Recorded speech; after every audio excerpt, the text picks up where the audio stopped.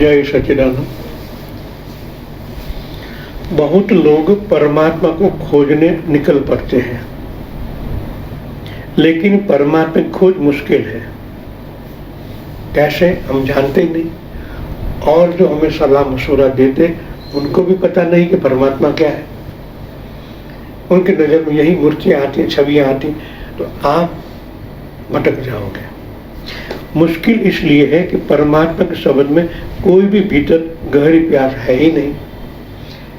उसने क्या मेरे को प्राप्त करना, उसने क्या मेरे को प्राप्त करना, मेरी भी इच्छा हो चलो मैं भी कर लूँ। मगर अंदर की जब प्यास जगती है तो आर्तनाद होता है। आरती में क्या करूँ, आर्तनाद जो अंदर से जगता है तो आपकी मुश्किलें हल हो जाती है। अपनी प्यास को पकड़कर चले, एक दिन शायद वही प्यास परमात्मा की प्यास बन जाए। लेकिन अभी नहीं है। अभी तो आप ठीक से समझ लें कि आपकी तलाश आनंद की है। शायद ये खोज आगे बढ़े और यह छोटी सी गंगोत्री से निकली गंगा आनंद की तलाश में चले, और धीरे धीरे जैसे खोज जो गहरी हो वैसे वैसे पता चलेगा कि आनंद तो परमात्मा का ही नाम है।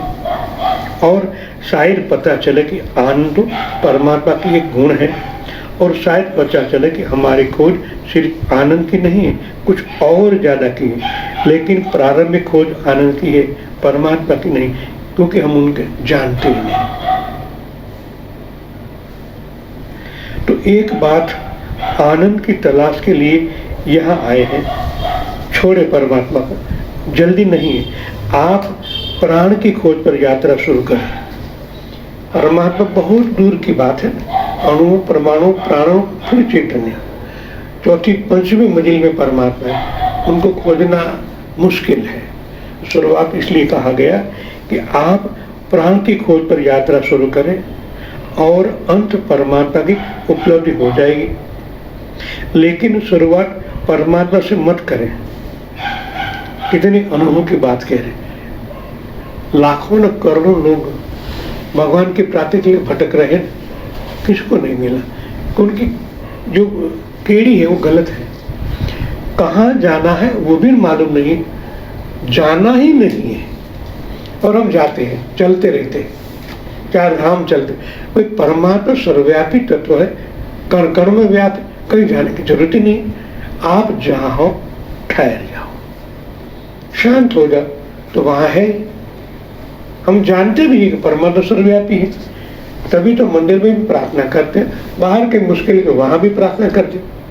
तो आपको जान मालूम तो ये यहाँ से प्रार्थना करूँगा भगवान को प्राप्त हो जाए, सर्वव्यापी तो है। तो मन का ही उलझाव है कि मैं वहाँ जाऊँगा, बद्रीधाम जाऊँगा तो मिल जाएंगे, केदार जाऊँगा तो मिल जाएंगे।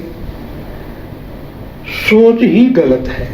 इसलिए कह रहे हैं परमात्मा खोज मत करो, शुरुआत मत करो। शुरुआत परमात्मा प्राण, और हम समझते हैं अच्छी बात है। जब शक्तिपात होता प्राणोत्थान होता है, जब प्राणोत्थान होता है सब कुछ मिल जाता है। परमात्मा बाद में मिलते हैं। जब प्रकाश की महावर्षा होती है, चैतन्य की महावर्षा होती है, वो उपलब्धि। तो शुरुआत तो आपने कहाँ से की, प्राण से तो की। उनको समझा, अनुभव किया, प्रैक्टिकल किया। जब विश्वास दृढ़ हो गया तो मंजिल आगे नहीं, मंजिल अंदर ही है। इसलिए कहा गया है खोज पर यात्रा सॉरी, और अंत में परमात्मा की उपलब्धि पर होगा। लेकिन शुरुआत परमात्मा से मत करें। पहले सीढ़ी से ही चढ़ना उचित है, और क ख ग क ही शुरुआत करनी ठीक है। प्राण सबकी समझ में आता है, फिर वह नास्तिक हो भी, फिर वह हिंदू हो या मुसलमान हो या ईसाई हो या जैन हो, परम ईश्वर को मानता हो न मानता हो, धर्म में आस्था रखता हो या न रखता हो, प्राण कोई भी हो, खोज सार्वभौम है, सबके अंदर है। कितनी सत्य कहा, सबके अंदर, चाहे ईसाई हो, चाहे मुस्लिम हो, चाहे जैन हो, प्राण तो सबके अंदर है। जब ये खोज पूरी हो जाती, सबके अंदर वही, मेरे अंदर भी वही, तो हम रुक जाते हैं।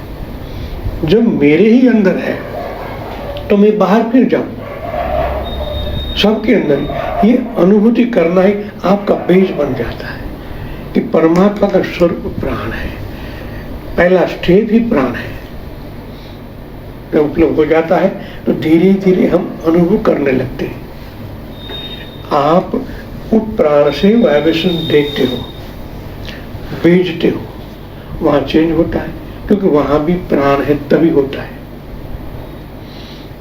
एक तार हो जाता है तो ये अनुभव करते फिर भी हम अनजान हैं, क्योंकि हम मन से ही देखने को हैबिट हो गई हमारी। बाह्य रूप में पहले देख और जिंदगी भर यही देखा है, इसलिए हम मोहित हो जाते हैं। किसको देखा, उनके अंदर प्राण संक्रमण है। उस लड़ी को देखा तो प्राण वहां भी संक्रमण, मगर उनका स्वरूप अलग हो जाता है।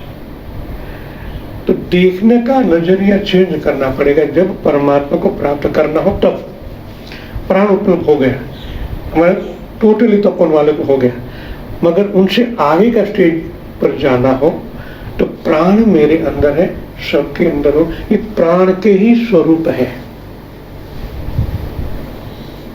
राधारमण में कुछ अलग है, स्वारिता में अलग है, सातों चक्र में यही प्राण है, मगर अलग अलग हमें अनुभूति करवाता है। एक एक अनुभूति करते करते करते हम जैसे ऊपर जाते हैं, तभी ऊपर जो चेतन है उनका मिलन होता है। करवाता कौन है? प्राण जो करवाता है। प्राणोत्थान होता है, जिनको हम कुंडलिनी कहते हैं, वो भी प्राणोत्थान से ही होती है। धीरे धीरे एक चक्र में भेजती भेजती जब यहाँ आते सर्वत्र चक्र में, तभी परमात्मा का साक्षात्कार होता है। तब जानते हैं ये सर्वव्यापी तत्व है और सबके अंदर है। जब ये दृढ़ता से मानोगे कि सबके अंदर वो ही राम रम रहा है, खेल रहा है, उनका स्वरूप ही परमात्मा है। और स्वामी जी ने कहा, स्वामी विवेकानंद, सब आत्मा का सरवला मतलब परमात्मा। गुजराती में बता दे आत्मा नो सरो એટલે परमात्मा। तो हम उसको समझे क्यों ऐसा कह रहे हैं?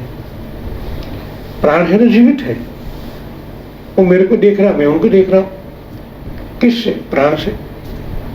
तो मान लो ना उनके अंदर हो, भगवान का स्वरूप यही है, सबके अंदर वही राम खेल रहा है। नरसिंह मेहता ने वही कहा, अखिल ब्रह्मांड में एक तुम श्री जूझवे रूपे अनंत भाष है, वही है। कई महात्मा ने ऐसा ही कहा। तो हमें अनुभव करने के बाद भी हम क्यों नहीं मानते? क्योंकि हम अभी भी मन से खेल रहे हैं। शुरुआत करते, काम होता है तो वाइब्रेशन देते हैं, फिर भी मन से ही देखने की प्रैक्टिस हो गई है, उसको चेंज करना पड़ेगा। तभी आपकी इच्छा परमात्मा प्राप्ति की पूर्ण होगी।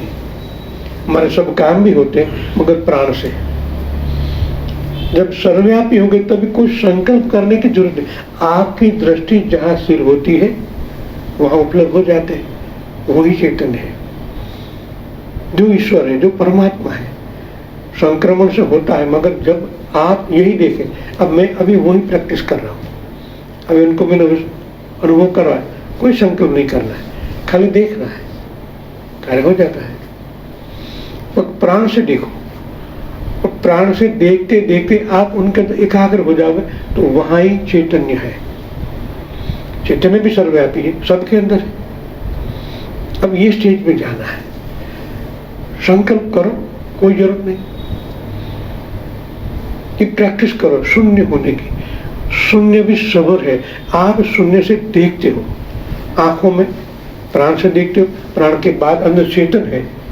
मैंने एक बार कहा था हिमालय में कि त्राटक करो, त्राटक के ज्योति के अंदर एक ज्योति है, उनको देखो, धीरे धीरे अंतर्मुखी करते करते आंखों से आपके चेतना तक ले जाओ, त्राटक सफल हो गए। तो यही प्रैक्टिस परमात्मा की प्राप्ति में करनी है। देखते जाओ, शून्य हो जाओ। शून्य हो फिर भी आप देख रहे हो, वो कौन है? तो वही चेतन है। ये प्रैक्टिस करने से कोई संकल्प नहीं, विकल्प नहीं, क्योंकि अभी हम संकल्प करते हैं तो इथर में घर्षण होता ही है। आपका एक शब्द का तरंग बाहर गया, इथर के प्राण के साथ टकराएगा, तभी उनको गति मिलेगी। थोड़ा रिबाउंस होकर गर्मी आपके अंदर भी आती ही है। हमें अभी गर्मी लगती है ना, तकलीफ होती है तो शरीर ना, 98.4 टेम्परेचर, उसमें बढ़ोतरी होती है। कुछ न हो और पर काम हो जाए हमारा, तभी होगा। अभी इसलिए पर लगा, कोई न संकल्प न विकल्प कुछ नहीं, फिर भी काम हो जाएगा। तो आपको प्राण की जगह चैतन्य को देखना है। चेतन भी सर्वव्यापी और वो ही परमात्मा है। जब परमात्मा करते 100% काम होता है। अब इनके स्कूल में खाली मैंने देखा, कुछ नहीं किया है, चेंज हो गया तुरंत, होता ही है। अब हमें एक स्टेप ऊपर जाना है। आप सबको इसलिए मैंने बुलाया है कि आप इस स्टेज पर पहुंच गए हो, अब हमें उनसे आगे जाना है। सब में चेतन देखना है। देखने वाला वही चेतन है। पहले प्राण था, अब चेतन से देखो, कोई बोलने की जरूरत नहीं है। पूरी तरंग उत्पन्न होगी, काम हो जाएगा, वो वापस नहीं आएगी। प्राण का रिबाउंस होने का तरीका है, वो कंपित है, चलायमान है प्राण, फिर भी चेतन नहीं है। जिस तरह आप सागर की गहराई में जाओ, 5 किलोमीटर अंदर, कुछ नहीं, फिर भी वहां भी जीवन तो है ना। आप 5 किलोमीटर अंदर जाओगे, फिर भी वहां जीवन है, चेतन का है। बाहर की ओर जाओगे, तरंग है सब। जैसे गहरे में जाते हो वहां चेतन तो है ही, तो आप गहराई में जाओगे तो चेतन ही है। चेतन से देखो, हर एक कार्य सफल हो जाएगा। मैं अभी प्रैक्टिस कर रहा हूँ, थोड़ा मैं सफल भी हुआ, फिर भी उनको ज्यादा करना है और आपको भी यही करना है, हर एक कार्य सफल हो जाएगा।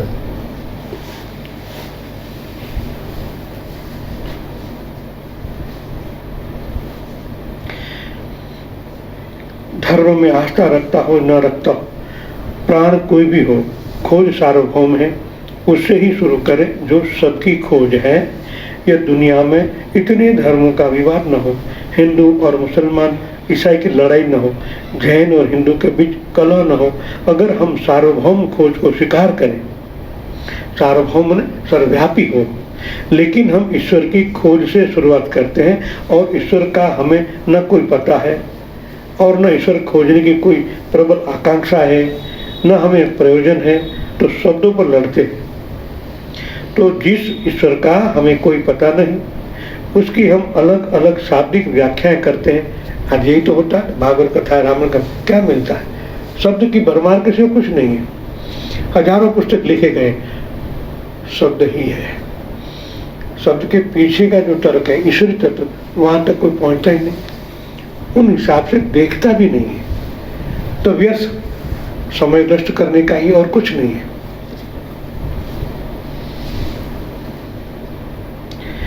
शाब्दिक व्याख्या करते हैं, फिर इन व्याख्याओं में विरोध होता है।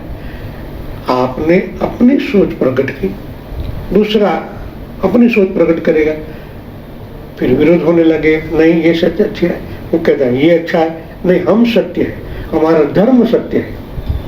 शाब्दिक विवाद। कोई ऊपर उनको है जो उसने धर्म स्थापना की है। महावीर स्वामी ने धर्म स्थापना की ही नहीं थी, बुद्ध भगवान ने धर्म स्थापना की ही नहीं थी, मगर इन पर कितने पुस्तक लिखे गए। आज देखो मंत्रों के पीछे पूरा जैन धर्म।